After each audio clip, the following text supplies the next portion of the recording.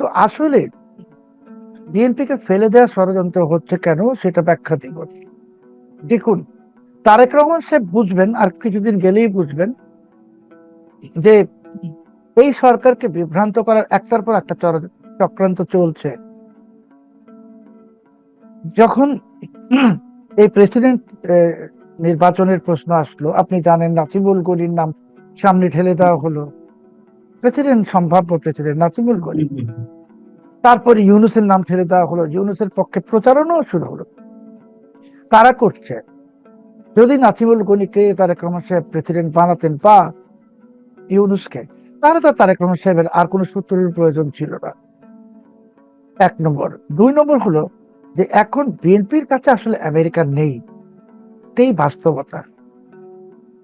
America যা নেয়া নিয়ে গেছে, একজন সামান্য একটা কর্মচারী পিটার হাক, সে এখন মাল্টি বিলিয়নিয়ার হয়ে গেছে, ব্যবসায়ী হয়ে গেছে।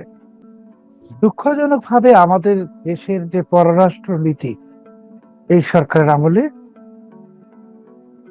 সেটা একদল বানরের হাতে চলে গেছে, যারা জানেই না পররাষ্ট্রনীতি কি।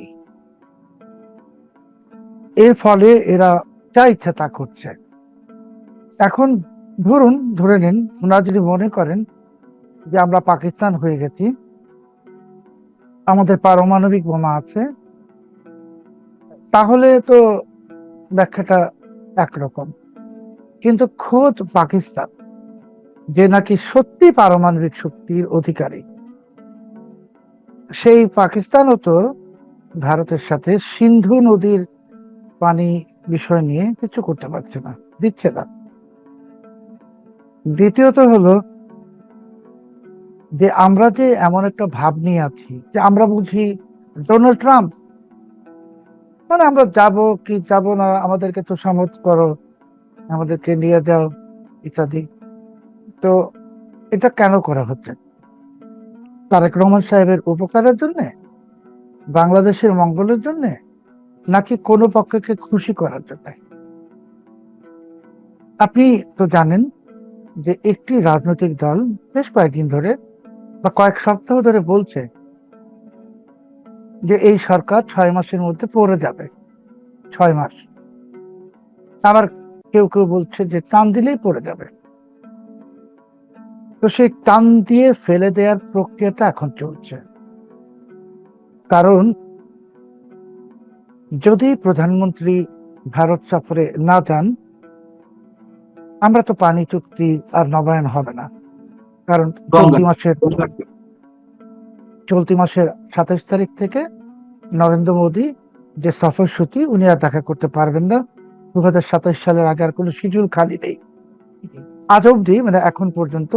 যখন এই অনুষ্ঠানটা সম্প্রচারে যাবে, তাজ প্যালেস হোটেল দিল্লিতে, যেখানে প্রধানমন্ত্রীর জন্য প্রেসিডেন্সিয়াল স্যুট বুক করা হয়েছে, আরো অনেকগুলো রুম বাংলাদেশ হাই কমিশন করেছে, সেটা কিন্তু বাতিল করা হয়নি। ধরুন যদি কালকে সফর বাতিল হয়ে যেত, তাহলে তো আজকে সকালে হোটেলের বুকিং ক্যান্সেল হয়ে যাওয়ার কথা। হুম, হুম।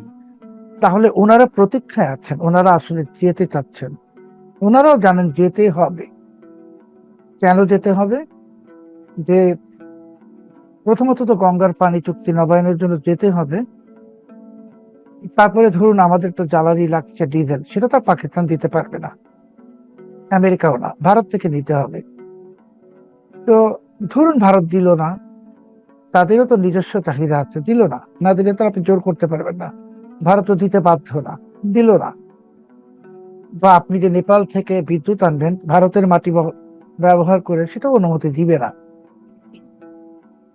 এবং আপনার তো একটা সমস্যা, যেটা বড় সমস্যা, যে দেখুন আমরা শুনছি গল্প, চীন বিনিয়োগ করবে বাংলাদেশে, সেটা কিন্তু ইনফ্রাস্ট্রাকচারে। বিনিয়োগের প্রথম শর্ত হলো বিদ্যুৎ এবং গ্যাসের সরবরাহ নিশ্চিত করতে হবে কারখানা করতে গেলে, যে কোনো কেউ। তো বিদ্যুৎ তো নাই, গ্রামে তো এখন 20 ঘন্টা 22 ঘন্টা বিদ্যুৎ থাকে না। আপনার গ্রামেও একই অবস্থা, আমার গ্রামেও একই অবস্থা। আর শহরে তো আমরা যেই এলাকাতেই থাকি, একাধিকবার অনেকবার লোডশেডিং হচ্ছে। এই পরিস্থিতিতে বিনিয়োগ দিবে চীন, কিন্তু তো বিদ্যুৎ, জ্বালানি, গ্যাসের সরবরাহ নিশ্চিত করতে হবে। সেটা তো সরকারের লোকজনেরাই বলছেন যে 2 বছরের আগে এই সমস্যা স্বাভাবিক হবে না। তার মানে চীনের বিনিয়োগ আসবে না, এশীয় উন্নয়ন ব্যাংক বা বিশ্ব ব্যাংকে টাকা আসবে না, কিছুই আসবে না। একটা পথ ছিল, আপনার মনে আছে যে বিএনপি সরকার যখন 91 সালে সরকার গঠন করে বেগম খালেদা জিয়ার আমলে, তখন ভারত এক্সিম ক্রেডিট দিয়েছিল বাংলাদেশকে, ঋণ দিয়েছিল। তো সেই 1991 ভারত আর 2026 ভারত তো একটা, এখন তাদের টাকা দেওয়ার মতো অনেক সক্ষমতা আছে। ইচ্ছা করলে ভারত বিনিয়োগ করতে পারে, বাংলাদেশ ভারতের একটি ছোট কিন্তু রাজ্যের সমান। ভারতের যে রেকর্ড ঋণ দেওয়ার ক্ষেত্রে, তারা সহজে ঋণ ছাড় দেয় না এবং দেওয়ার পরিমাণও অনেক কম। আমাদের স্বাধীনতার পর থেকে ভারত যে পরিমাণ প্রতিশ্রুতি দিয়েছে, সেই পরিমাণ মানে প্রতিশ্রুতি রক্ষা করেছে খুবই কম, এবং ঋণ ছাড় দেওয়ার আহ হারটিও খুবই খুবই কম। আপনার এই কথাটার সাথে আমি সম্পূর্ণ একমত হয়ে বলছি যে এই যে আমরা বললাম যে ভারত তো ছাড় দেয় না, ভারত তো দিতে চায় না, এই দিতে না দেওয়ার কারণেই 24 সালের যে পরিস্থিতি সৃষ্টি হয়েছে, ভারত বিরোধিতা উস্কে উঠেছে, পাকিস্তান ঢুকে গেছে বাংলাদেশে, ইনফ্লুয়েন্স, পাকিস্তানের প্রভাব। তো ভারত তো এখান থেকে একটা শিক্ষা গ্রহণ করেছে যে এরপরে বাংলাদেশে সুযোগ পেলে তারা তো একটি নদী স্থাপন করতে চাইবে। যেমন এ, আমরা শুনেছিলাম 26 লাখ ভারতীয় বাংলাদেশে আছে, এখন তো এটা নাই। শেখ হাসিনা ভারতের কাছে দেশ বিক্রি করে দিয়েছে, এটাও মিথ্যা প্রমাণিত। এবার ভারত বিনিয়োগ করবে নিজেদের লোকসান করে হলে, লোকসান ঠিক না, মানে নিজেদের অন্যখানে বাজেট কাটছাট করে হলো বাংলাদেশে করবে, নিজেদের ইমেজ পুনরুদ্ধারের জন্য। তারা বুঝে গেছে যে জি। বাংলাদেশের মানুষের মধ্যে একটি ভারত বিরোধিতা চরমে উঠে গেছে। দ্বিতীয়ত হলো, দেখুন আমি যে শুরুতে বললাম যে একদল বানরের হাতে পররাষ্ট্রনীতি চলে গেছে, যে আপনি প্রধানমন্ত্রী। কেমন বলছেন, মানে আহ বর্তমান বিএনপি সরকারের পররাষ্ট্রনীতি নির্ধারণের ক্ষেত্রে যারা রয়েছেন, যারা নির্ধারক রয়েছেন, কেন তাদেরকে বানরের সাথে তুলনা করছেন? পররাষ্ট্র নীতি যারা নির্ধারণ করবেন তাদেরকে কূটনীতি বা পররাষ্ট্র নীতির একটা অভিজ্ঞতা লাগবে, যে কোনো ক্ষেত্রেই অভিজ্ঞতা লাগে, সাংবাদিকতাও লাগে। খলিলুর রহমান তো একজন কেরানি, ও কি অভিজ্ঞতা! আর বাকি যেগুলো আছে সেগুলো তো গোপাল ভাট, অভিজ্ঞতা তো নাই, 1 নম্বর। 2 নম্বর, অভিজ্ঞতা ছাড়াও করা যায় যদি আন্তরিকতা থাকে। আমি তো নিশ্চিত ভাবেই বলছি এখন যে খলিলুর রহমান সাহেব এবং বিএনপির বিরোধী চক্র, সেখানে ইউনুস যুক্ত আছে, সবাই মিলে বিএনপিকে ফেলে দেওয়া যে ষড়যন্ত্রটা, সেটাকে এগিয়ে নিয়ে যাচ্ছে দ্রুত গতিতে। একটা উদাহরণ দিচ্ছি, সৌদি পররাষ্ট্র উপমন্ত্রী যে বাংলাদেশে আসলেন এই কয়েকদিন আগে, আপনিও জানেন। তো সেই পররাষ্ট্রমন্ত্রী ওয়ালিদ আল খেরেজি যখন আসলেন, আমাদেরকে বলা হলো বাঙালি জাতিকে সৌদি আরবের লোক নিবে, জনশক্তি রপ্তানির সুযোগ উন্মোচিত হয়েছে। আসলে বাস্তবে কি, এই খলিলুর রহমান সাহেব ইউনুসকে দিয়ে 69,000 রোহিঙ্গাকে পাসপোর্ট ইস্যু করিয়েছেন। আরো 3.5 থেকে 4.5 লাখ রোহিঙ্গা সৌদি আরবে আছে, এদেরকে পাসপোর্ট দিতে হবে। এটা দাবি করতেই সৌদি পররাষ্ট্রমন্ত্রী এসেছিলেন। তার মানে 4.5 লাখ পাসপোর্ট যদি দেন বাংলাদেশি, রোহিঙ্গারা বাংলাদেশি হলো, কিন্তু এটা তো আসলে জনশক্তি রপ্তানির সুযোগ নয়, আমার দেশের মানুষকে বঞ্চিত করে রোহিঙ্গাদেরকে পাসপোর্ট দিয়ে দেওয়া। এর মধ্যে ইউজ করেছেন যে বিএনপি কে ফেলে দেওয়ার চক্রান্ত দ্রুত গতিতে চলছে, আর তারা বিএনপিকে ফেলে দেওয়ার চক্রান্তটার সাথে জড়িত। বিএনপিকে যে ফেলে দেওয়ার চক্রান্ত, সেটা একটা একটা করে জাস্ট 1 মিনিটে ব্যাখ্যা করব। যে আমরা তো জানি সেপ্টেম্বর মাসে প্রধানমন্ত্রী মার্কিন যুক্তরাষ্ট্রে যাবেন বলে শুনেছি, জাতিসংঘের সাধারণ পরিষদের অধিবেশনে। তো খলিলুর রহমান যদি আমেরিকার লোক হয়ে থাকতো, তাহলে তো তারেক রহমান সাহেবের ডোনাল্ড ট্রাম্পের হোয়াইট হাউসের মধ্যাহ্নভোজের একটা আয়োজন হওয়ার কথা হবে? হবে না। বা খলিলুর রহমান নিজেই কি ডোনাল্ড ট্রাম্পের সঙ্গে দেখা করতে পেরেছে গত 2 বছরে? পারেনি। আমরা একটি ভ্রান্ত ধারণা নিয়ে আছি খলিলুর রহমান আমেরিকার লোক, ও আমেরিকাতে থেকেছে, তো টুকটাক চাকরি করেছে, আর বাংলাদেশের স্বার্থ এখন জলাঞ্জলি দেওয়ার জন্য আপনি সে যে উদ্যোগ নিয়েছে, তো সবাইকে পছন্দই করবে। আপনি আপনার আমার পৈতৃক সম্পত্তি যদি একজনকে দান করতে চাই, সে তো আমাকে গুরুত্ব দিবেই। কিন্তু আসলে বিএনপি কে ফেলে দেওয়া ষড়যন্ত্র হচ্ছে কেন, সেটা ব্যাখ্যা দিব। দেখুন, তারেক রহমান সাহেব বুঝবেন, আর কিছুদিন গেলেই বুঝবেন, যে এই সরকারকে বিভ্রান্ত করার একটার পর একটা চক্রান্ত চলছে। যখন এই প্রেসিডেন্ট নির্বাচনের প্রশ্ন আসলো, আপনি জানেন নাসিবুল গনির নাম সামনে ঠেলে দেওয়া হলো। প্রেসিডেন্ট, সম্ভাব্য প্রেসিডেন্ট নাসিবুল গনি। তারপর ইউনূসের নাম ঠেলে দেওয়া হলো, ইউনূসের পক্ষে প্রচারণাও শুরু হলো। কারা করছে? যদি নাসিবুল গনিকে তারেক রহমান সাহেব প্রেসিডেন্ট বানাতেন, বা ইউনূসকে, তাহলে তো তারেক রহমান সাহেবের আর কোনো সূত্রের প্রয়োজন ছিল না। 1 নম্বর। 2 নম্বর হলো যে এখন বিএনপির কাছে আসলে আমেরিকা নেই, এই বাস্তবতা। আমেরিকা যা নেয়া নিয়ে গেছে, একজন সামান্য একটা কর্মচারী পিটার হাক, সে এখন মাল্টি বিলিয়নিয়ার হয়ে গেছে, ব্যবসায়ী হয়ে গেছে। সে কিন্তু এখন আর চাকরি করে না, পিটার হাক ব্যবসায়ী, বিনিয়োগ করতে আসছিল বাংলাদেশে। এই না, কয়েকদিন আগে উনি আপনিও তো জানেন। মার্কিন বহুজাতিক কোম্পানির পক্ষেই ব্রোকারি করছেন, নাকি ও নিজে এখন ব্যবসা করছেন? ব্যবসায়ী, মানে ওই আচ্ছা। বহুজাতিক কোম্পানির তো প্রেসিডেন্ট চেয়ারম্যান আসে নাই, আসছে আসে নাই। আসলে মার্কিন যুক্তরাষ্ট্র যা নিয়েছে নেয়া শেষ। এখন মার্কিন যুক্তরাষ্ট্রের এইটা ভোগ করতে হবে, ভোগ এই বিএনপি করতে দিতে পারবে না। মার্কিন যুক্তরাষ্ট্রের, আর তাছাড়া চীনের সাথে যে দহরম মহরম, এটার পরে মার্কিন যুক্তরাষ্ট্র এটা তো খুলির ইচ্ছা করে করিয়েছে, চীনে নিয়ে গেছে, নিয়ে আমেরিকার সন্দেহের তালিকায় নিয়ে আসছে। দ্বিতীয়ত হলো, এখন একটাই সহযোগী শক্তি, আঞ্চলিক ভারত, এটার সঙ্গে একটা দূরত্ব সৃষ্টি করে দিবে। দেওয়ার পর কি হবে? 10ই অগাস্ট, 10ই অগাস্ট মানে চলতি মাসের 10 তারিখে, যেদিন দীনেশ ত্রিবেদীর সঙ্গে বৈঠক হলো প্রধানমন্ত্রী তারেক রহমান সাহেবের, 10 তারিখ, সেদিনই জাতিসংঘের নিরাপত্তা পরিষদে একটা ঘোষণা চলে এলো, বাংলাদেশে আল কায়দা প্রবেশ করছে। নিরাপত্তা পরিষদ মানে 5টা দেশ, তো জাতিসংঘে এটা বলে দিয়েছে আল কায়দা আছে বাংলাদেশে। দেখুন, এটা কিন্তু শুধু বলার জন্য বলা না। তাহলে সরকারের তো বন্ধু রাশিয়া হওয়ার কথা, রাশিয়া তো ওই এই স্থায়ী নিরাপত্তা কাউন্সিল মেম্বার, চায়না মেম্বার, কেউ তো ভেটো দেয়নি, দিয়েছে, আপত্তি জানিয়েছে, জানায় নেই, এটা বিবৃতি দিয়েছে। এখন ভারতের সঙ্গে যদি সম্পর্কটা ভালো করে নষ্ট করে দেওয়া যায়, ভারত পর্দার বাইরে যে আমেরিকা ভারত মারামারি করছে, পর্দার আড়ালে তারা আসলে একখানে হয়ে এই দেশের ক্ষেত্রে যেন চীন না ঢুকতে পারে।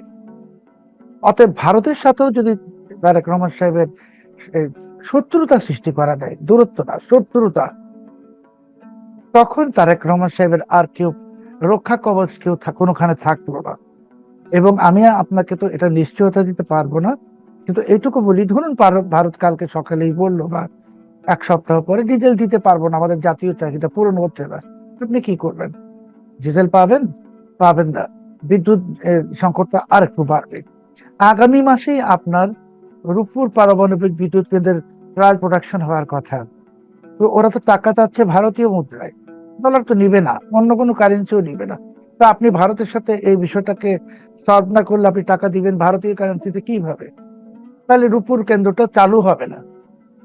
চাচ্ছে কেউ যে বিদ্যুৎ সংকটটা এমন এক পর্যায়ে যাক, যে কানসার্ট যেমন ঘটনা ঘটেছিল বিএনপির আমলেই, এবার সারা বাংলাদেশে কানসার্ট ঘটবে। আওয়ামী লীগকে ফেলে দেওয়া হয়েছিল সরকারি চাকরির একটা অজুহাত দিয়ে, আর এইটা ফেলে হবে বিদ্যুৎ সংকট দিয়ে। এবং তারেক রহমান সাহেব তো আসলে এইটা আপনি যদি বলেন কখন পড়বে, কয়দিনই পর, যখন তখন পড়ে যাবে। বিদ্যুৎ যে আমরা এখনো কিছু পাচ্ছি শহরে বা গ্রামে, সেটা যদি জ্বালানি সরবরাহ জি। বন্ধ হয়ে যায়, গাড়ি ঘোড়া সব বন্ধ হয়ে যাবে। তো সুন্দরভাবে খলিলুর রহমান সাহেব তারেক রহমান সাহেবের একদম ঘরের মধ্যে বসে ওনাকে সাবোটেজ করে দিচ্ছেন। শেখ হাসিনাকেও তো ওনার ঘরের লোকরাই সাবোটেজ করেছে, বাইরের লোক না। কাজেই এই সমস্যা, এই সফর বাতিল হওয়ার সাথে সাথে আপনি দেখবেন তখন ভারত আর কোনো চক্ষু লজ্জা রাখবে না। আর আপনি যে কথাটা শুরুতে বলেছেন, আমার সঙ্গে আলোচনায় এই প্রোগ্রাম শুরু হওয়ার আগে যে হুম।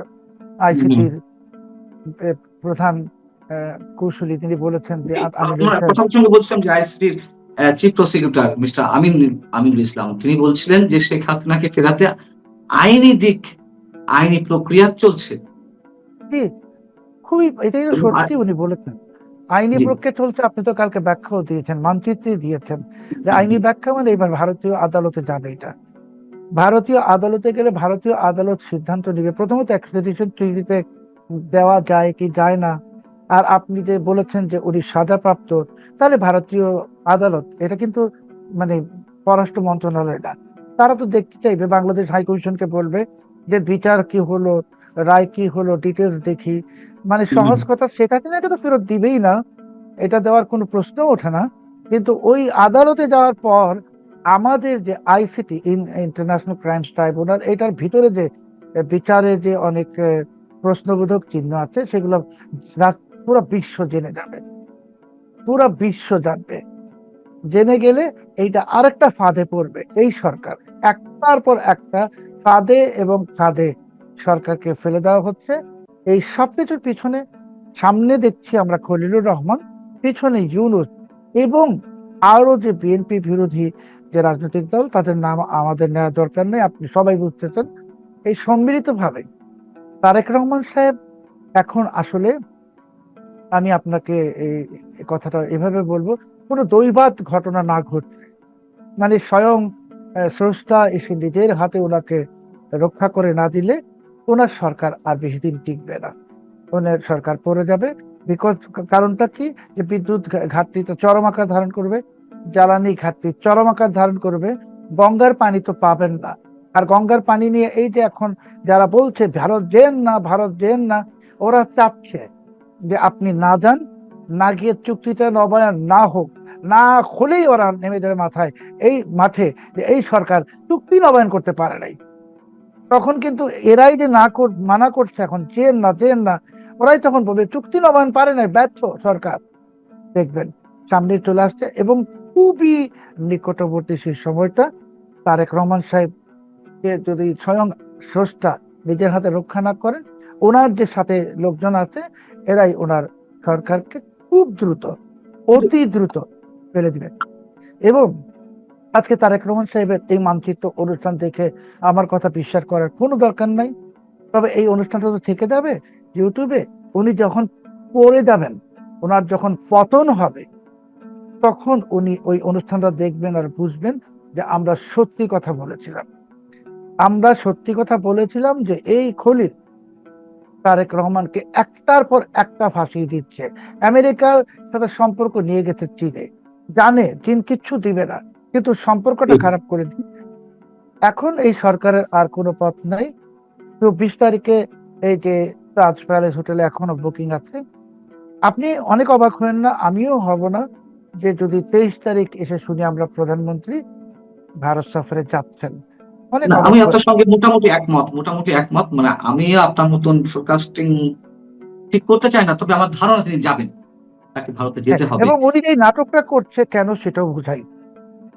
মানে উনি এই যে ওনার যে পাকিস্তান পন্থী যে লোকগুলা বাংলাদেশে আছে, ভারত বিরোধী যে অপশক্তি, এদেরকে বোঝানোর জন্য যে দেখো আমরা ভারতের সাথে যুদ্ধ করছি, তর্ক করছি, লড়াই করছি, আমরা ঠিক আছি। এরপরে বলবে যে ওই যে বললো যে চিফ প্রসিকিউটর বলেছেন আইনি প্রক্রিয়া চলছে, দেখেন প্রবলেম কিন্তু সলিউশনের কথা বলছেন, আইনি প্রক্রিয়া চলছে, তাহলে কি হলো? প্রত্যাবর্তন বলেন আর প্রত্যর্পণ বলেন, ওটা তো আইনি প্রক্রিয়া চলছে, উনিই বলে ফেলছেন। কালকেই শুনবেন যে ওই ওসমান হাদির যে খুনি, ওদেরও প্রক্রিয়া, আইনি প্রক্রিয়া চলছে, ফেরত দিবে। আসলে একজনকেও ফেরত দিবে না ভারত, না শেখ হাসিনাকে দিবে, না আওয়ামী লীগের কোন নেতা কর্মীকে দিবে, না ওসমান হাদির হত্যাকারীদেরকে দিবে। কেন? কারণ ভারতের মনে আপনি সন্দেহ ঢুকিয়ে দিয়েছেন। আপনি ভারতের যে আন্তরিকতা, সেখানে আপনি খেলেছেন। আপনি মানে খলিল খেলিয়েছে বিএনপি সরকারকে। কারণ খলিল চেয়েছিল যেন এই প্রতিবেশী রাষ্ট্রের একটি সন্দেহের তালিকা আপনি চলে যান, এবং খলিল ভালো করে জানে পাকিস্তান বাংলাদেশকে কিচ্ছু দিতে পারবে না। এখন 16 কালা পূর্ণ করে বিএনপিকে ডুবিয়ে দিয়ে এই ডক্টর খলিলুর রহমান দেখবেন আমার কাছ থেকে আজকে লিখে নেন। উনি আমেরিকায় বসে গিয়ে বড় বড় বয়ান দিবে, তখন আমি এটা বলেছিলাম, সেটা করে নাই, সেটা করলে ওটা হতো, এগুলা বলবে। কারণ এইগুলো কোনো দুষ্ট লোক। আলী রিয়াজ, এই খলিলুর রহমান, আসিফ নজরুল, এগুলো সব দুষ্ট লোক। এদেরকে আপনি যখন এনে কোলে বসাবেন, তারা আপনাকে ছুরি মেরে দিয়ে যাবে। আমি স্রষ্টার কাছে দোয়া করি যে তারেক রহমান সাহেব যেন টিকে থাকেন ক্ষমতায়, জি। এবং এটা সবাই দোয়া করি আমরা। কিন্তু উনি টিকতে চাচ্ছেন না, আমরা দোয়া করলে কি হবে? আমরা আরেকটি প্রসঙ্গে যাই, একটু ছোট করে আলোচনা করতে চাই। সেটি হচ্ছে যে আলোচনার মধ্যে এর মধ্যে চলে এসেছে জাতিসংঘের একটি বিশেষ প্রতিবেদনের, যে নিরাপত্তা পরিষদের যে বিশেষ প্রতিবেদন, সেখানে বলা হলো কদিন আগে বাংলাদেশে আহ আল কায়দা তাদের একটি বিশেষ সেল খোলার চেষ্টা করছে। এবং এ বিষয় নিয়ে তো আপনি অনেক কথা বলেছেন এবং এই আলোচনাতেও এর মধ্যে কিছু হিন্টস দিয়েছেন। এটির পিছনে কি কোনো খেলা আছে, নাকি সত্যি সত্যি আল কায়দার একটি বিশেষ সেল খোলার চেষ্টা করা হচ্ছে, জঙ্গি তৎপরতা বাড়ছে? এবং আমি আরেকটা নিউজ দেখলাম যে ডক্টর ইউনূসের সময় যারা জেল ভেঙে পালিয়েছিল জঙ্গিবাদী কার্যক্রমের সাথে অভিযুক্ত বা যাদের জামিন হয়েছে, এরকম সম্ভবত আমার যদি খুব বেশি ভুল না হয়ে থাকে 142 জনের কোনো নথিপত্র খুঁজে পাওয়া যাচ্ছে না। জেল কর্তৃপক্ষের কাছে যে রেকর্ড ছিল, সেই রেকর্ড নথিপত্র কিছু খুঁজে পাওয়া যাচ্ছে না। এটা কি খুব স্বাভাবিক কোনো ঘটনা? জেল কর্তৃপক্ষের কাছে নথি ধরেন গায়েবও হতে পারে, পুরাই দিতে পারে, কিন্তু সেই নথি তো স্বরাষ্ট্র মন্ত্রণালয়ে আছে, সেই নথি তো সংশ্লিষ্ট আদালতে আছে। গায়েব হওয়ার কোনো সুযোগ নাই, গায়েব করে দেওয়া হচ্ছে। দ্বিতীয় কথা হলো যে আল কায়দার যে হঠাৎ করে আসছে, মানে আল কায়দা তো আর মানে রকেট নিয়ে নেমে যায়নি বাংলাদেশে। আল কায়দা তো ঢুকেই ছিল। ইউনূস তো আল কায়দাকে ইনভাইট করেছে, ইউনূস লস্করে তৈয়বাকে ইনভাইট করেছে, এটা তো সবাই জানে। এবং এই যে বোমাগুলা আপনি আপনার কন্টেন্টে বলেছেন যে প্রেসার কুকার বোমা, এটা লস্করে তৈয়বা এবং আল কায়দা ছাড়া অন্যরা কেউ ব্যবহারও করে না। আর আমরা তো বাংলাদেশে এটা দেখিও নাই এর আগে। এই যে আহ, জাতিসংঘে যেটা এসছে, এটা সাবধান বাণী না, এটা একটা ধমক, ভয়ঙ্কর ধমক। এবার আপনি নিশ্চিত থাকুন যে বিএনপি সরকার যদি এই জঙ্গি ইস্যু নিয়ে আরো একটু খেলতে চায়, যেটা খেলেছে অলরেডি এই পাইপ বোমা ইত্যাদি নিয়ে, হুম, হুম, হুম। এখনো বলছেন নিও জেএমপি। ভাই, জঙ্গি সংগঠনের নাম এরকম এই ইংরেজি হয় না। এটা মিষ্টি বা বিরিয়ানির দোকান না, নিউ অমুক মিষ্টান্ন ভান্ডার, নিউ অমুক বিরিয়ানির দোকান। আপনারা স্বীকার করেন এটা আল কায়দা, আপনারা স্বীকার করেন এটা লস্করে তৈয়বা, কারণ এই বোমাগুলো তো তারা বানায়, স্বীকার করেন। স্বীকার কিন্তু এখনো করছেন না। না করার ফলে আপনি গ্যারান্টিড থাকেন যে এই বিএনপি সরকারের উপরে, বিএনপি সরকার মানে সবার উপরে জাতিসংঘ, মার্কিন যুক্তরাষ্ট্র, ইউরোপীয় ইউনিয়ন, সবার পক্ষ থেকে একটার পর একটা নিষেধাজ্ঞা আসবে। এক, জাতিসংঘের শান্তিরক্ষী মিশন থেকে বাংলাদেশের সশস্ত্র বাহিনীকে পত্র পাঠ বিদায় করে দেওয়া হবে। এবং তখন তারেক রহমান সাহেব বুঝবেন যে ওনাকে কিভাবে নানান দিক থেকে স্যাবোটেজ করে দেওয়া হয়েছে। খলিলুর রহমান তারেক রহমানের জন্য আর অসংখ্য আন্তর্জাতিক শত্রু না হলেও প্রতিপক্ষ দাঁড়া করাচ্ছেন। আর ওই যে পাকিস্তান পাকিস্তান যেটা বলেন বা মানুষ বলে, পাকিস্তান তো কোনো কিছু করার, সহযোগিতা করার শক্তি রাখে না, একটা ভিখারি রাষ্ট্র। আর পাকিস্তান কিছু করবেও না। পাকিস্তান চায় বাংলাদেশ ধ্বংস হয়ে যাক, এবং সেই স্বপ্নটা তাদের পূরণ হবে। সেই স্বপ্নের দিকে বাংলাদেশ এগোচ্ছে। তারেক রহমান সাহেব 17 বছর পর যখন এই দেশে এসেছিলেন, একটি পরিকল্পনা নিয়ে উনি বলেছেন, এখন আমি ওনাকে বলেই দিচ্ছি যে আপনি রিটার্ন টিকিট কেটে ফেলতে পারেন, আপনার যাওয়ার সময় হয়ে গেছে। আপনি আমার কথা বিশ্বাস করার একেবারেই দরকার নেই, আপনার রিটার্ন টিকিট রেডি রাখেন, আপনি চলে যাবেন। কেন চলে যাবেন সেটা আপনি, এই ভারত সফরটা বাতিল হোক, তার 15 দিন বা 1 মাসের মধ্যে আপনি টের পাবেন। যখন টের পাবেন, তখন বুঝবেন খলিল কত বড় ক্ষতি করেছে, তখন অনেক দেরি হয়ে যাবে। আমার শেষ প্রশ্ন, আমরা খুব দ্রুতই শেষ করব। তার আগে যে উত্তরটি চাই আপনার কাছ থেকে, সেটি হচ্ছে যে আপনি বলছেন ইউরোপীয় ইউনিয়ন বা যুক্তরাষ্ট্র বা অন্যান্য যে সংস্থাগুলো আছে, তারা একটা পর একটা নিষেধাজ্ঞা দেবে। এই নিষেধাজ্ঞার বিষয়গুলো শেখ হাসিনা সরকারের শেষ সময়ে এসে অনেক বেশি উচ্চারিত হয়েছিল। কোনো কোনো ক্ষেত্রে আমরা নিষেধাজ্ঞার বিষয়টি দেখেছিও। র্যাবের উপরে তো নিষেধাজ্ঞা দেওয়া হলো 2022-এর দিকে সম্ভবত, বা 2021-এর দিকে। তারপরে বিভিন্ন জনের ভিসা নিষেধাজ্ঞা আরোপ করা হলো। আমি জাস্ট এটি টানছি এই কারণে যে ডিপ স্টেট বলি, মার্কিন প্রশাসন বলি, ইউরোপীয় ইউনিয়ন বলি, তারা তো সবাই আওয়ামী সরকারের বিরুদ্ধে ছিল। তার আওয়ামী সরকারের পতনটি চাইছিল এবং নানান প্রক্রিয়ায় সেই পতনটি হয়েছে প্লট নির্মাণের মাধ্যমে, আমরা সবাই জানি। বিকল্প তো বিএনপি ছিল। সেই বিএনপি কে নিয়ে কেন তারা এখন খেলতে চাইবে বা তাদের বিরুদ্ধে একটার পর একটা নিষেধাজ্ঞা দিবে? বিএনপি তাদের বিকল্প ছিল না, তাদের বিকল্প ছিল ইউনূস। যেহেতু ইউনূসের জনসমর্থন ছিল না, সেই জন্য বিএনপি ক্ষমতায় এসছে। আর দেখুন, একদম সাম্প্রতিক সময়ে যে নেপালে রেজিম চেঞ্জ হলো, এখন কিন্তু নেপালে আবার এই পাশার দান উল্টে যাচ্ছে, খেলাই ঘুরে যাচ্ছে। বাংলাদেশেও ঘুরবে।